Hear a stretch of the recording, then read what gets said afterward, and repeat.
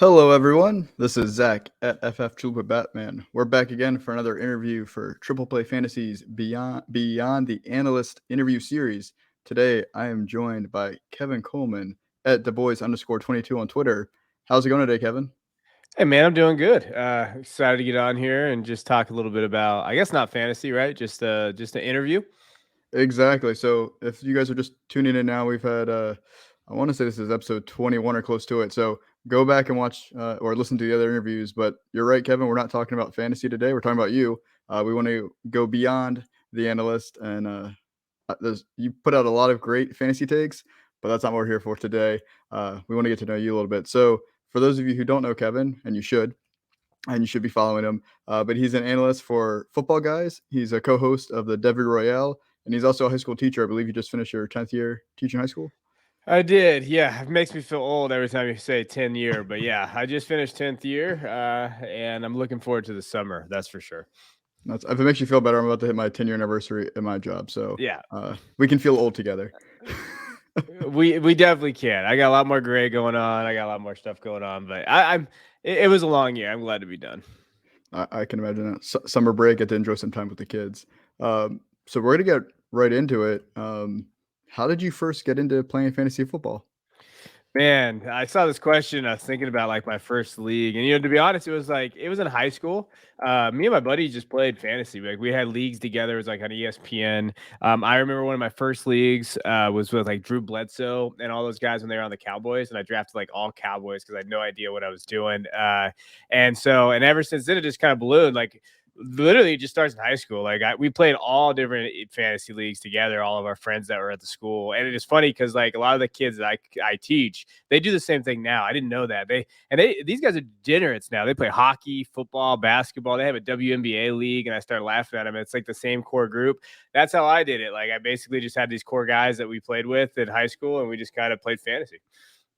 Oh, that's awesome. I think we probably started around the same time. I was in high school as well, and I remember we didn't have apps yet. There was no smartphones, like, No, just were starting no, up. no. So, like, you had to go on your desktop or Yeah. laptop. You had to go on a computer to make all of your waiver wire pickups and lineup We changes. So, completely different game now. We're in the same age, pretty much. I mean, I know that we used to have like computer labs. Like we didn't have computers in Yep. classes or anything like that. So we have computer labs. So like when we had computer lab time, that time was devoted to our fantasy team. Like during the fall, like we didn't go in there to type anything else. Like we were literally pulling up ESPN and trying to make sure that we could get our league set up. That's how we had to make waivers and all that kind of stuff.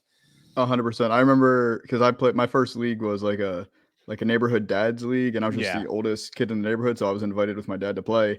And they would get mad because I had like my first period was a computer lab, like a computer class. Yeah. And so I was the first one to hop on and pick up people that didn't clear waivers or did clear waivers, just because that was the time of my class and they were all at work. And like I said, you didn't have a phone to pick up players. They're like, "Oh, this isn't fair." I'm like, you can't complain about a kid in school literally making pickups for you. So I still vividly remember that. It's been like 15 years. Yeah. Yeah. No, good times right there. And now you have a Chromebook everywhere, so now it doesn't matter. Yeah, exactly. So like I said, you just finished your 10th year of teaching. Do you think any of your teaching skills made it easier to be a fantasy football content creator? The only thing that I think of that it makes it easy is like you get a little bit more time off during the summer, so you can do a little bit more content creation if you wanted to. I think for me, like type A personality. So I'm a very type A person teacher wise. Like I'm very organized. I'm very like, hey, these are the lessons. Like I have my lessons down. Like this is how it goes. Kind of with content creation too. Like I have a big board calendar of what I want to finish each day or what I'm looking to grab. So I think those skills definitely translate pretty well in terms of like just being that type A. But I'm not type A at home. My wife always makes fun of me because like I'm very type A at work and like with fantasy, but I am very not type A at home. Like dishes and laundry and like my kids, like it's more of like she's very type A. But those skills translate pretty well. Just being organized, basically. Jordan, do you feel like because you have to talk in front of a room to a bunch of students about all sorts of different subjects, did that make it Oh easier to go yeah. on camera, or was that still weird to be on camera? I remember my first ever like stream was like on my phone. Like it was like old school because I didn't have a computer that could do it. I think it makes it easier. I just talk in front of people all the time and being a coach and doing those type of things. Like nothing really that doesn't concern me. Like streams and those things, talking in front of people. I've never been I'm afraid of. So yeah, that's made it easier. I didn't even think about that. Yeah, that to me, I don't get nervous like when I'm in front of a camera because I basically do this every single day for 8 hours a day. Fair enough. And then I guess kind of we talked about how you got into fantasy football, but what motivated you to become a content creator? Because I'm assuming as a teacher, obviously you're writing plenty and doing all of that, but now you're writing about Well, fantasy football. it's funny, motivated me was COVID, and I got stuck at home and I didn't have anything to do. So, I mean, I was big on fantasy. John Bauer, who I think you know from Dynasty Theory, like I played in leagues with him. So I knew about the space. I wasn't really involved in the space. I just knew about it. I was kind of here. I created my first Twitter account when that happened, like when COVID happened. I was just kind of hanging out at home. I was like, yeah, you know what? I could probably do this. And so I just started kind of getting involved. And essentially, I just had the time to do it. And then as it's kind of ballooned, as I've got more opportunities, I've had to figure out a way to make sure I don't take away from my family and do those type of things. But really, without COVID happening, I would have never been in this space. I would have known anybody. I would have just probably kept teaching and coaching and doing all those things. Fair enough. That makes sense. And now one of your big passions in fantasy football, kind of a niche part of fantasy football is Devy leagues. Can you give a kind of a brief overview of what Devy is for those that may be listening that have no idea what I'm saying when I say Devy? Yeah, Devy is just it's short for developmental league, and all it is that you can draft. Essentially, you can draft college players on your NFL rosters, either in a separate draft or the same draft, and then you have them as a AAA kind of.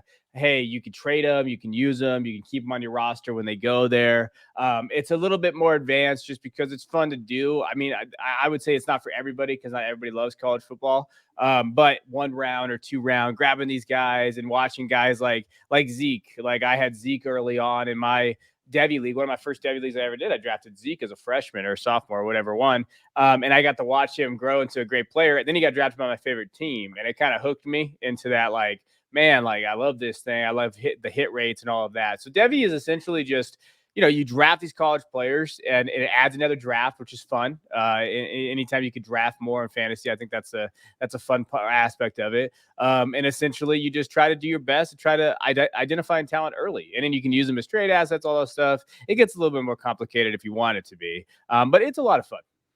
That's awesome. So, like you said, I kind of related to almost like the minor league system for baseball, where Yeah. they're not playing on your main franchise, if you will, your farm system, and then once they are of age or of eligibility, you bring them on up to the main squad.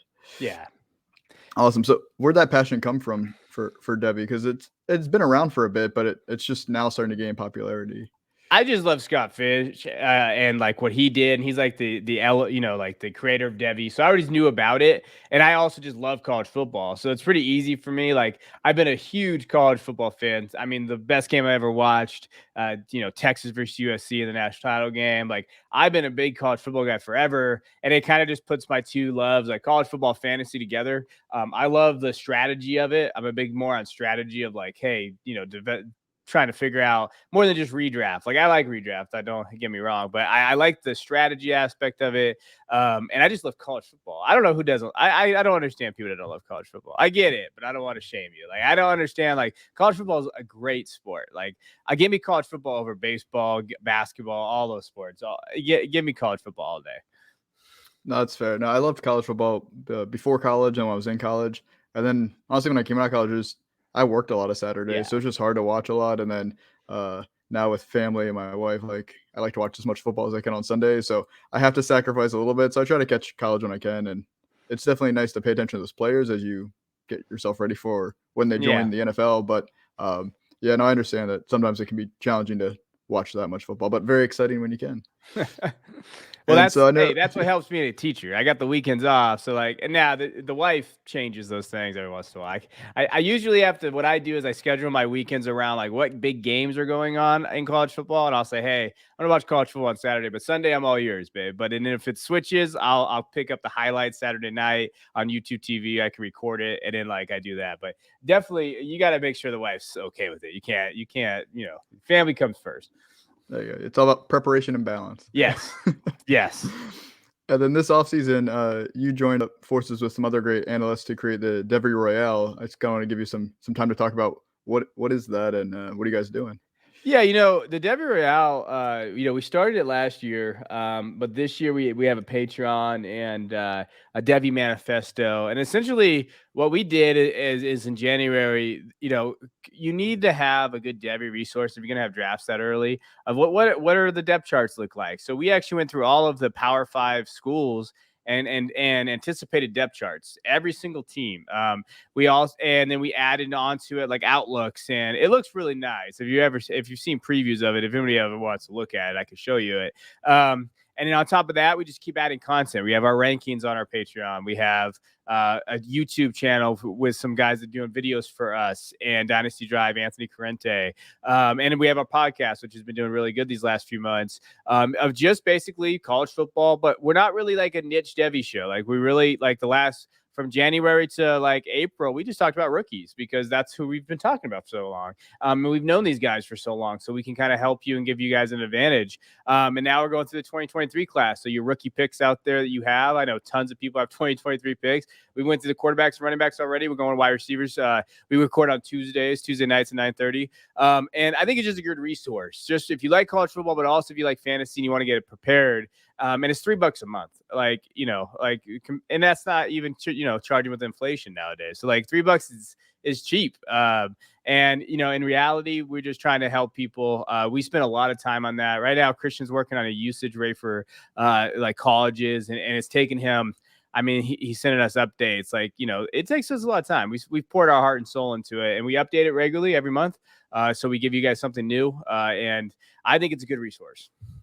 No, it's a great product, and not to get, I guess, into we'll call it the politics of college football with the transfer portal, but Yeah. is the transfer portal make it very exciting or just insane when it comes to trying to to follow all these Devy players? Well, first of all, creating a manifesto with depth charts, it makes it a pain in the ass, Zach, because they're moving everywhere. And I can't tell you how many times I've sent in the group chat, like, I'm freaking done because these guys are killing me because I've had to update it every time. I think it makes it exciting. I think that, I love that it's trending more towards like the NFL model because these kids deserve it and they should get paid for what they deserve.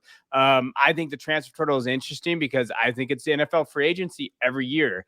And finally, in college football, that gives us content to talk about. All I really care about is content. And so if he gives me content, sure, I'll talk about it all day. I think it's great. I think these kids enacting that kind of leverage against the system that they didn't have for a long time, I'm all in. No, I agree. Like you said, it definitely turns out the content, and very exciting to follow everyone. And just kind of change gears a little bit. There's a lot of new content creators and lots of people thinking about starting. You're very supportive in the fantasy space.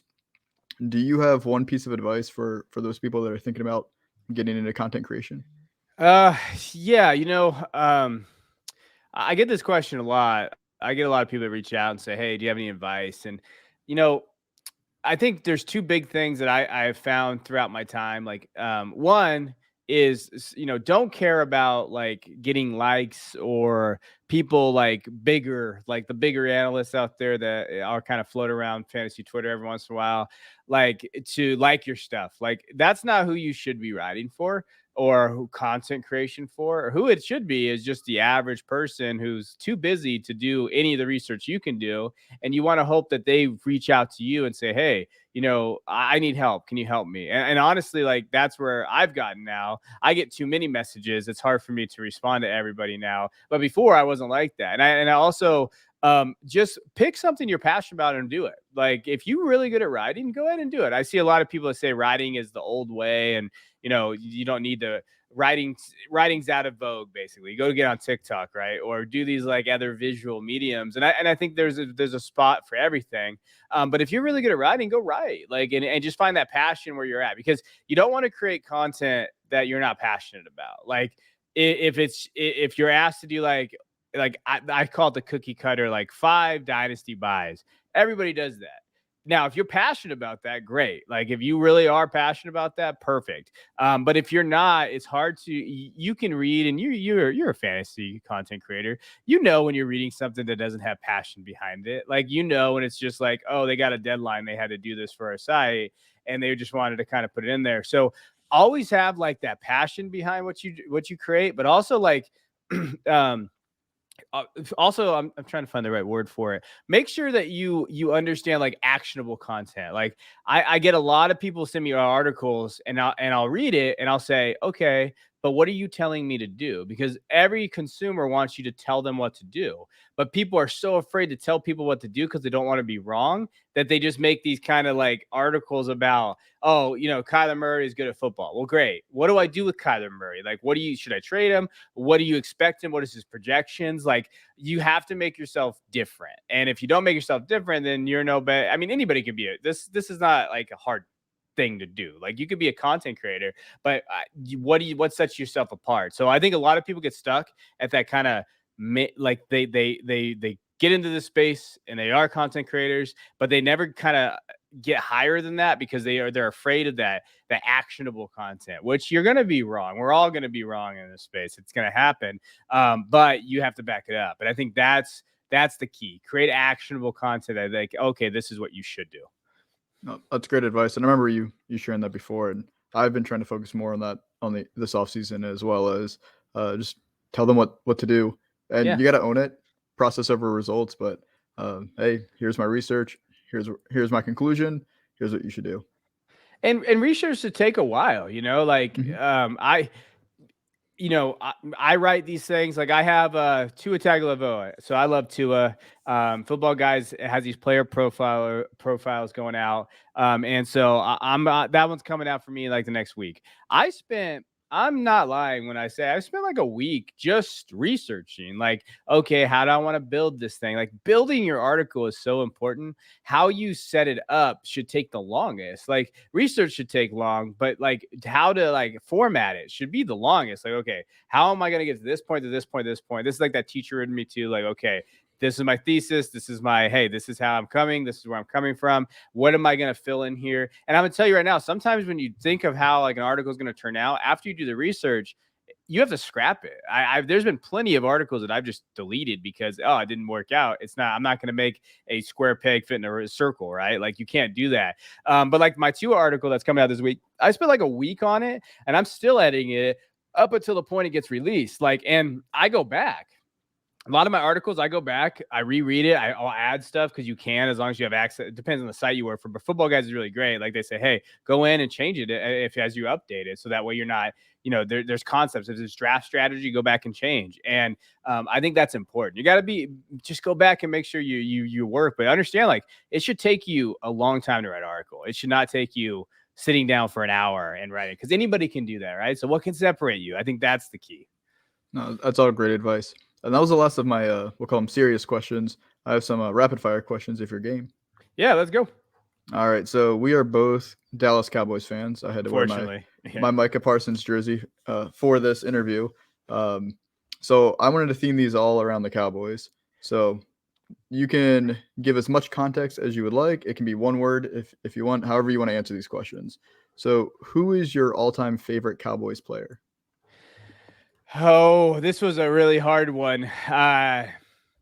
You know what? And I was thinking about this, like, and everybody out there, if you're listening and you're like an old school Cowboy fan, no, this will not be an old school Cowboy like part of this. I'm gonna go DeMarcus Ware, man. I love DeMarcus Ware. He was one of my favorite players, definitely growing up. And he was a stud. I'm so glad he won a ring with Denver because he deserved it. We should have won him one here. But he was definitely one of my favorite players ever, probably ever. No, it was a great choice. I know going to the Masters is on your bucket list. So would you rather go to the Masters or watch the Dallas Cowboys play in the Super Bowl live, and money is not a factor? Oh, Dallas Cowboys live, baby. I want to go, and Masters is whatever to me. If I could watch the Cowboys play the Super Bowl, that would be great. I just want us to get there. But if we can get there and I could go, I'd do that all day. I had a feeling that'd be your answer, but I had to put it out there. When there's a tough loss, I know you have to take a long walk around your neighborhood. That's your process. So what moment with the Cowboys has made you take the longest walk so far? There's so many that I could have chose from here because it's the catch. It's Dez Bryant and the catch. Or it could have been. Do you remember when we gave Aaron Rodgers 35 seconds in the playoffs with Dak 2016, and he threw that one pass? Both of those tore my soul out. And of course, it's Aaron Rodgers in both of those. But the catch, because I thought the year that we had that year, that was our best team. And I really think with Romo and Dez and those guys, we could have run the Super Bowl had we beaten Green Bay in that game. I really think we would have won the Super Bowl. And I'll never forget, just that was a freaking catch, man. And it still pains me. But again, it was 4th and inches. You could have just ran the ball, got first down too. Like, there's so many things to go back and think about, like how that game played out. But oh gosh, just the catch. Yeah, those are definitely both of those games. And then the Romo botched PAT with Seattle also came up there for me as kind of my time of the Cowboys. Those three probably the most painful. That one was bad. I don't know if you remember Patrick Creighton's drop against the Giants. That one, that was bad too. That was a heartbreaker. T.O. dropping in that same pass that year would be basically 2 go-in touchdowns. We would have won the damn thing, but that was tough. Yeah, there's a lot of heartbreak as Cowboys fans. A lot of heartbreak. We'll try to be a little more positive on this next one. So who would make up your Cowboys all-time team? So you get to do one quarterback, one running back, 2 wide receivers, a tight end, and then a defensive player at any position. But I already know who you're to go with that defensive. Well, DeMarcus Ware will be my defensive defensive player there. This was actually tough because I'm going to piss off all of like all the old school people. Because what is your opinion on Troy Aikman? I hate Troy Aikman. Do you hate Troy Aikman or no? So I was really young during that time, like. But just as an announcer, do you hate him as because I can't stand him. I don't mind him. I'm also a company man now, so we're technically coworkers. Not that matters. No one's watching it from my company, but I don't know. No really announcer actually bothers me all that much. Like, I'm either doing other stuff while I'm watching the game, or I can tune them out, or I enjoy some of them. So yeah, Troy Aikman doesn't bother me as an announcer. And I really don't remember him that much as a player, though he was my first ever Cowboys jersey when I was a young lad. Yeah, so I can't pick Troy Aikman just because I'm not gonna do it. I'm gonna piss some people. I'm gonna pick Tony Romo here because I grew up. I love with Romo. Romo. Yeah, like I think that he's very underrated for what he was. I think he could have won a Super Bowl had they caught the Dez or even like the botched. There's a lot of things that could have went our way there. But I'm gonna pick Tony just because that's my era. And Aikman was overrated. I'm not a big Aikman guy. I'm gonna go Emmett running back. I don't feel like you can go anybody but Emmett on that one. And then for wide receivers, I think Michael Irvin you have to pick because I just watched an old school film of his, and I was alive when we won those Super Bowls, but I was 7 or whatever I was 6.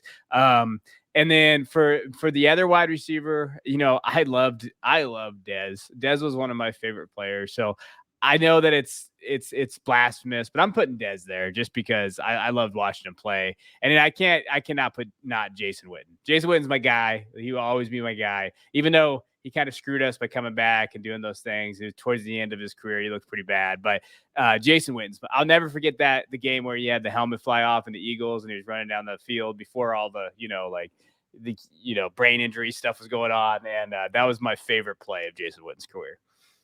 Yeah, and honestly, no matter who you said for any of these positions, you're gonna upset some people, and some people are gonna be happy with you. So I thought you did great with your team. I would not have picked him, but in his very small peak window, Miles Austin was really fun to watch. Yeah, but he was way too short-lived to ever sniff the all-time Cowboys list. But he was definitely fun in my era. Well, Kim Kardashian ruined Miles Austin's career. Never forget. Freaking Kim Kardashian. The Kardashians have ruined many professional players' careers. That's true. The list is long. That'd be a fun podcast episode. Would you rather? This is our last one here. Would you rather have the Cowboys guaranteed to win at least a Super Bowl within the next decade, but you never win a fantasy football league during the next decade, or the Cowboys never win a Super Bowl for the next decade, but you're guaranteed to win at least one of your fantasy football leagues every year for the next decade? No, I'll take a Cowboys Super Bowl over my fantasy life. I could just get rid of all my leagues and just not play in them. But no, I think I'll take a Cowboys Super Bowl. I just want one Super Bowl before I die. Like Cowboys, I need one Super Bowl. I really thought we were gonna get it, and now I'm pushing 33, 34. I'm getting a little nervous now, Cowboys. I just need one. If I can get one Super Bowl, I'd be okay with not winning ever in fantasy again. Yeah, no, definitely I would prefer the Super Bowl, but I mean, if you played the odds right and you did enough big money leagues, you won the right league. I mean, you could make a lot of You money for could. 10 years. You could. You could. But you know what? There's something about the Cowboys winning a Super Bowl that I think just matters a little bit more. Could you imagine Twitter? Oh, I would love it. I would lose so many followers because I would talk so much shit to everybody out there that always talks crap to Cowboys fans. Niner fans are the worst. I did not realize how bad Niner fans were until this year. Like I did not know that they had this presence on social media. They are just the craziest people. I thought it was Eagles fans. I thought it was the Commander fans. Like no, Niner fans are the most toxic fan base. And I have friends that are Niner fans, so it's fine. I'm saying this. They are the most toxic ass people. I would lose all of those followers because I would let them all have it. I mean, I can't think of a better way to end this than hyping up the Cowboys and just trashing the Niners. I Yeah, mean, perfect. that's peak Cowboys right there. But I appreciate you coming on. I just want to give you a chance to kind of tell everyone where they can find you and then plug anything you have going on as well. Yeah, you could just you can find me at DuBois_22 for the Cowboys, and obviously Devy Royale football guys. You can check out my work there. And after that, not too much this summer. Just doing some content, just kind of hanging out with the kids, and I'm hoping to have a couple projects that I've been kind of putting on the back burner because I've been too busy to kind of throw out there. But we'll see. But yeah, find me on Twitter, or you can go over to Football Guys or the Devy Royale. Awesome. Like I said, you guys are listening to Triple Play Fantasy. So if this is on YouTube, make sure you like the video, subscribe to our channel. We have so much great content coming out, whether it's baseball, basketball, talking about movies, football, we got it all. If you're listening on the podcast, make sure you subscribe to us so you don't miss any great episodes. We have this show. We have the Tripwire podcast talking about dynasty content right now. We have the main football show getting you ready for the season coming up. So I don't want you to miss any of that great content. Go ahead and subscribe. It'd be even better if you leave a review. We appreciate it. Thanks again, Kevin, and everyone out there. Have a good one until the next one.